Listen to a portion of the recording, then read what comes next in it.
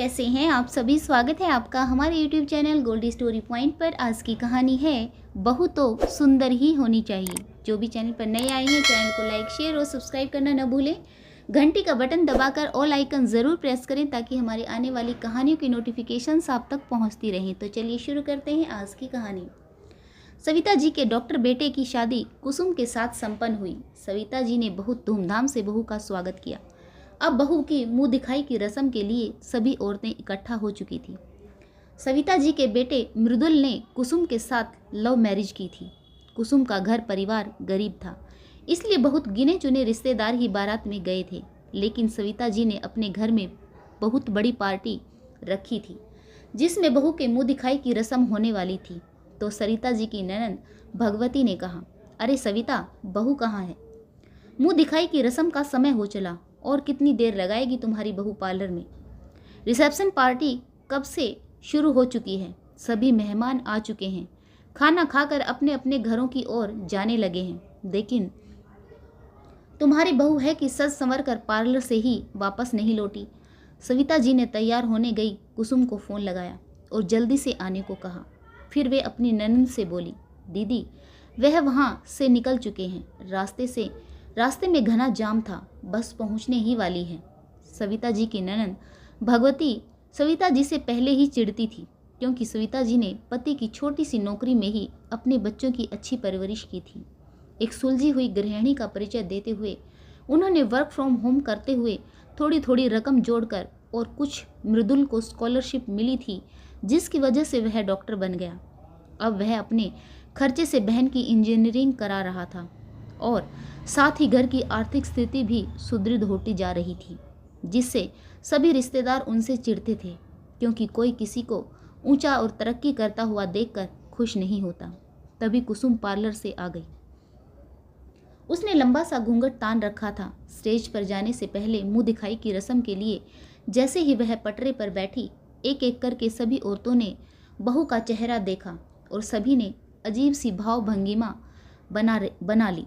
सविता जी की बड़ी ननद भगवती ने बहू का घूंघट हटाकर जब उसे देखा तो डॉक्टर की तरह ऊपर से नीचे तक एक्सरे कर दिया और मुंह पिचकाकर आह भरती हुई सोफे पर जाकर बैठ गई। सभी औरतें आपस में खुसर पुसर करने लगी।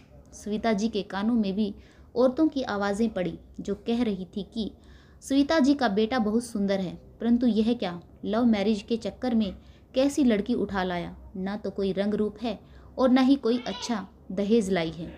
पता नहीं मृदुल को इस लड़की में ऐसा क्या दिखा था। सविता जी की ननद भी कहाँ चुप रहने वाली थी, उन्होंने तो मौका मिल गया। सविता जी हमेशा ही कहती थी कि वह अपने घर परिवार के अनुकूल बहू लाएंगी, परंतु बेटा इतना सुंदर और बहू क्या उठा लाई। ऐसे लोग हमेशा ही तैयार रहते हैं कि कब उन्हें दूसरों के जीवन में कमी दिखे और वह उनकी टांग खींच लें। इसके बाद कुसुम की ननद उसे स्टेज पर ले गई। वहाँ पर नाच गाने का प्रोग्राम चल रहा था। भगवती ने मौका पाकर सविता से कहा, कुछ भी कहो भाभी, सभी औरतें ठीक ही कह रही हैं। तुम्हारी बहू रंग रूप में जरा भी नहीं जची। ननद का ऐसा कहना सविता जी को बिल्कुल भी अच्छा नहीं लगा, परंतु दूसरी औरतें भी कहाँ चुप पीछा छोड़ने वाली थी। एक औरत ने आकर कहा, सही कहती हो भगवती दीदी, भला मृदुल के लिए कौन सा रिश्तों की कमी थी। मैंने भी अपनी भतीजी के लिए बात चलाई थी, परंतु मुझे क्या पता था कि वह तो लव मैरिज के चक्कर में घूम रहा है। कहकर दूसरी औरत ने भी अपने अंदर की खुंदस निकाल ली। एक और अन्य औरत आकर बोली, बहू तो सुंदर ही होनी चाहिए। रिश्तेदारी में बेटे के साथ कहीं आए जाए, किसी के सामने भी उसे प्रस्तुत करें तो देखने दिखाने लायक होनी चाहिए, देखने वाला उसे देखता ही रह जाए। और तुम्हारा बेटा तो डॉक्टर है, उसके लिए तो एक से एक सुंदर लड़की मिल जाती। आखिर घर की शोभा बहू से तो दिखाई पड़ती है।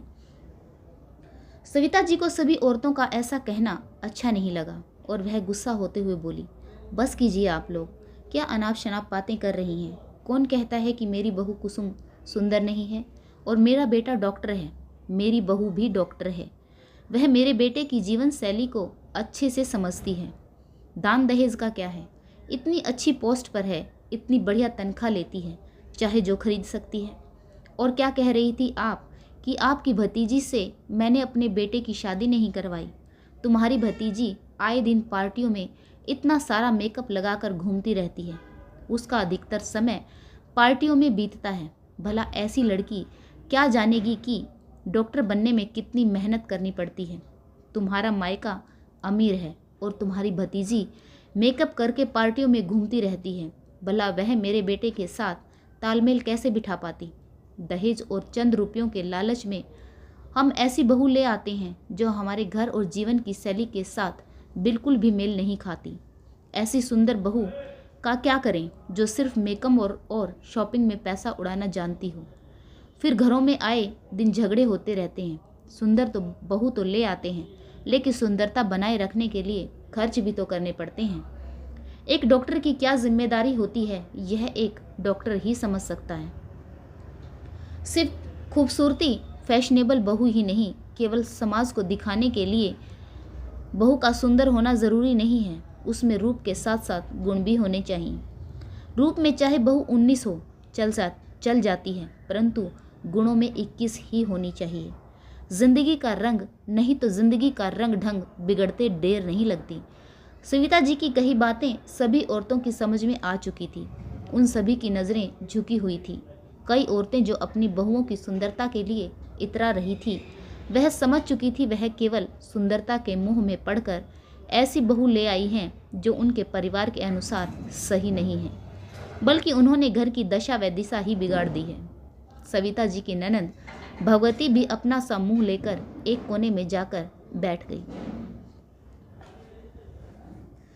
दोस्तों, कितने ही घर परिवार ऐसे हैं जो केवल सुंदरता के चक्कर में लड़की को घर ले आते हैं और वह सुंदर लड़कियां उनके परिवार के माहौल और रंग ढंग से मेल नहीं खाती।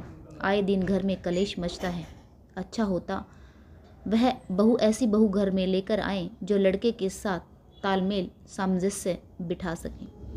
उम्मीद करती हूँ आपको यह कहानी ज़रूर पसंद आई होगी। कहानी पढ़ने के लिए आप सभी का एक बार फिर से बहुत बहुत धन्यवाद। कमेंट बॉक्स में अपनी प्रतिक्रिया ज़रूर लिखें। कहानी पढ़ने के लिए आप सभी का फिर से एक बार बहुत बहुत धन्यवाद। जय हिंद, वंदे मातरम, भारत माता की जय। जय जवान, जय किसान।